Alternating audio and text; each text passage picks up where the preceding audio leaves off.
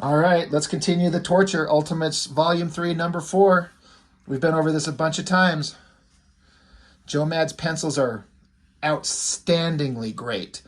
The coloring concept they did directly over his pencils, horrifically stupid. And Jeff Loeb wrote the dumbest story I've ever read in comics, probably ever. And that is saying something. And it's just because I've read stuff from him that I like. The Long Halloween, Superman for All Seasons. He can write good stuff. I don't know what was up his ass when he wrote this thing. For as much as I don't like the coloring over the pencils, this flashback scene in this kind of grayscale.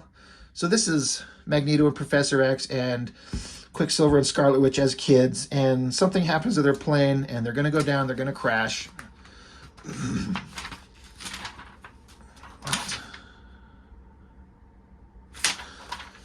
I kind of am okay with this flashback scene kind of looking like this, if the whole book wasn't this ridiculous. But it kind of works here. These drawings are so great. Joe Mad can draw kids really well, and these silhouette shapes of these figures, very distinctive and clear. Guy standing up here, I'm sure that's supposed to be Kazar's father, and there's Kazar as a kid, and Shauna the jungle whore, I'm just kidding, as kids. And they're watching this plane go down, the highlighting, the moon up there, like this kind of works. I like this. I still would prefer it if it was like inked like normal, but this kind of works as a flashback. And then if you were to come back to, when we get into the story regular, if it goes back to regular, inking and stuff, that'd be fine. But it looks like an old black and white grainy film is what it looks like.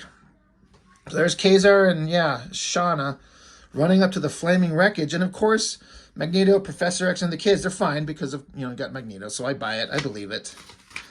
Magneto, close-up of his eyes. We come in peace. I look at this, close-up of his eyes. And that'd be so fun to ink. Like, I'm not very good, but I would have a lot of fun trying that. That looks fun. I don't like that pencil left that way, but that black and white kind of flashback scene worked. This colored stuff here, it just doesn't. So the team has showed up in the jungle, the Savage Land. Wolverine doesn't trust Black Panther. There's a reason. It took me a minute to remember why. I do remember why. Wolverine's really kind of leery about Black Panther here. You got this scene where Thor is showing Hawkeye all the various weapons that his father forged. You got the regular kind of Thor hammer and all these other weapons back here. And then you got Valkyrie with her black-winged horse. She's pretty cool. Again, the drawings are great, but I don't like the coloring on it, and it looks kind of fuzzy, out of focus. It doesn't work. This could be so much better. Then we're back in the city. We're out of the Savage Land, and we got revealed a bunch of robots, like Ultron-type machines, or in the form of the Avengers. And they're attacking the Wasp. So get a Captain America shield to the face of the robot thing. He says, "Come to me with you if you want to live." Like, there's a played-out joke. Love that drawing, though. Sorry, I had to draw a character recently with like a hunched over head and back muscles, and I'm just looking at that. That looks really good. So Captain America runs off with the Wasp, but then Ant-Man shows up and zaps him, and we find out that this Captain America is actually a robot too. So it's a question, well, who the hell is real? Who's a robot and who's a real person? And Hank here, he's sitting there saying, yeah, there's a conspiracy, it's everywhere, and I think I'm to blame. So I think it's a whole Ultron type thing. Back to the Savage Land, you got Hawkeye with a handgun, like sniping bad guy whoever's. They look like that's supposed to be the Multiple Man, like Jamie Madrox. Kind of looks like him. I don't know if they ever introduced him into the Ultimate Universe. Sabretooth jumps out of nowhere, grabs Hawkeye, and Hawkeye is just the dumbest character. He was really interesting in Ultimates Volume 1 and 2. He was really cool, and now he's just such a one-dimensional asshole. Great shot, great motion. Puts a knife into Sabretooth's throat. Like, that's pretty gruesome. I love that face. And So Sabretooth like shreds Hawkeye's guts. And off in the jungle, close up of the kitty eyes, the big jungle cats that are with Shauna and Kazar, they're like looking on, and they see what Sabretooth is doing. So they jump on him and start trying to eat him. That's pretty awesome. Joe Mad can draw anything. Like, look at these cats. They look great. So Kazar and Shauna are like, oh, well, we got to get Hawkeye here. We got to get him back to get healed up. Like, he's got his guts ripped out. And Hawkeye's like, don't be an idiot, Jungle Boy. Go with your girl. Just let me die out here. Get the fuck out of here.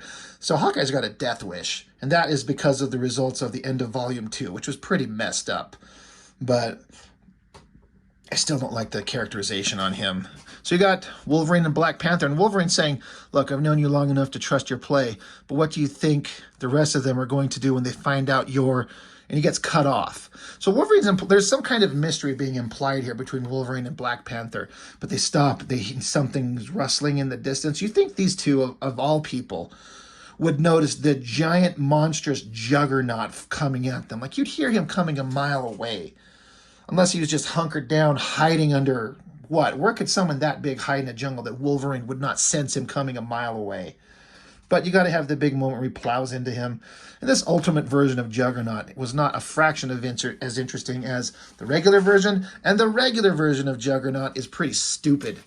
Anyway, like, not a lot of character. It's just a big, dumb, brawny guy to fight. And so I guess that's what this version is. He calls himself the fucking Juggernaut. Yeah, we know.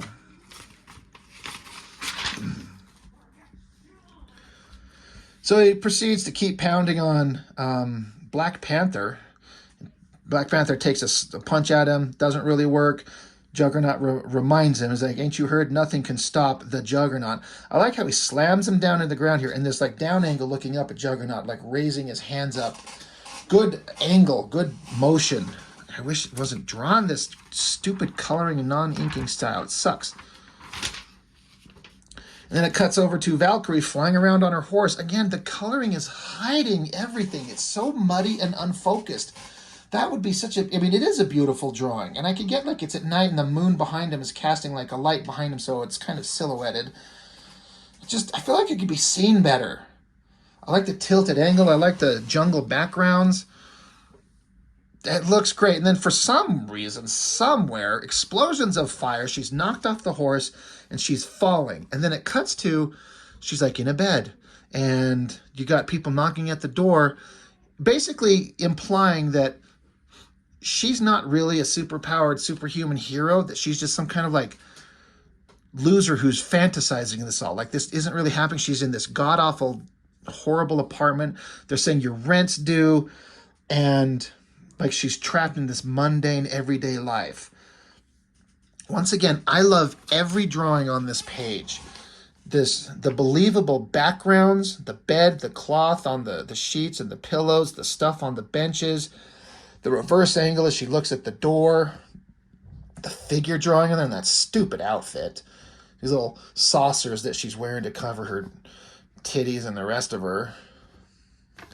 And then as she kind of bunches up on the bed and cries to herself, saying, please come rescue me. What a great shot. The eyes and the nose, the hair. So well done. And then you find out she's on the ground, but it's Mastermind. Again, I can't remember if at this point we've been introduced to Mastermind, but a voice says, where do you think she's at now? Right now, Mastermind. And he says, in her own private hell, Pyro, where she'll stay until I say so. So she's kind of like under his mental control, living a horrible nightmare, and she can't get out of it. And so Pyro, ironically, says, she's kind of hot, get it? He likes fire. He's like, you think Magneto would mind if we played with her a little before we killed her? Rape jokes. I love it. Good job, Jeff Loeb. I mean, horrible scumball human beings like these villains would think that way, but it seems kind of out of place and very childish. But good job. Great drawings. Great drawings. Speaking of great drawings, holy shit. Thor. And I guess that's Shauna right here fighting all these bad guys. So it's, yeah, it looks like Madrox, the multiple man, getting his ass beat. I love the layout of this entire panel. The distance, like you got characters up front, and then all these figures in the background, and the mountains and structures in the background. It's just composed really well, and I love the figure on this girl. The way she's twisted, kind of muscular, kind of thick, powerful. Looks great. Thor comes up to this asshole.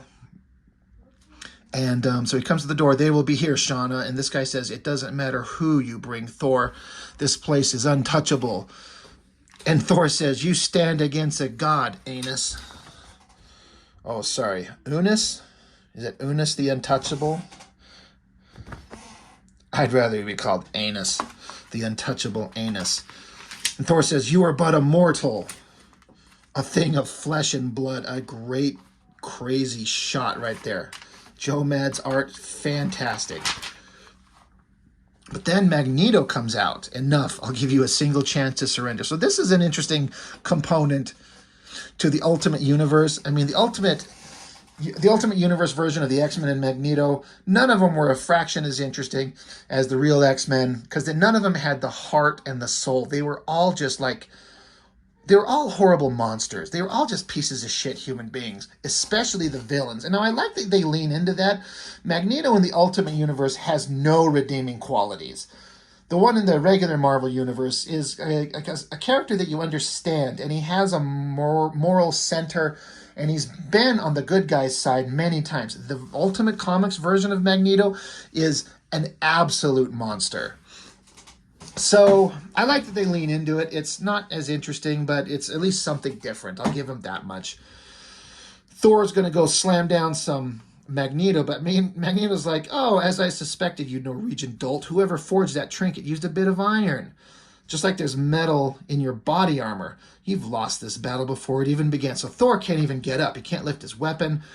I don't know if I agree with that Magneto could control, an Asgardian magical weapon. But, it's the Ultimate Universe. This is where you try different things. Magneto says, the truth is, I think of you as beneath me. He's like, a god bows before me. I think of you as beneath me. Well beneath. So Magneto, opens a hole in the ground and sends Thor tumbling down into a pit.